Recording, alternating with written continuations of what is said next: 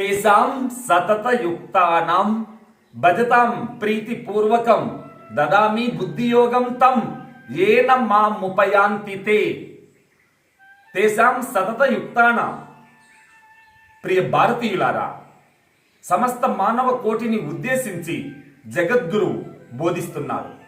ఎవడైతే సతతం అంటే నిరంతరం ఎల్లప్పుడూ ఆత్మధ్యానం, ఆత్మనిష్ట, నిరంతరం ఆత్మ దృష్టిని పాటిస్తున్నాడో అలాంటి ఉత్తముడు శ్రద్ధాపూర్వకంగా పరమాత్మను అంటే పరమాత్మ ఒక్కటి తప్ప ఈ సృష్టిలో సారవంతమైన సంపద రెండవది లేదని దృఢ నిశ్చయంతో నిలిచిన వాడు ధన్యుడు. అలాంటి వారిని పరమాత్మే తప్పక ఆదుకుంటాడు. ఇందులో సంశయం లేదు. ఓం స్వస్తి.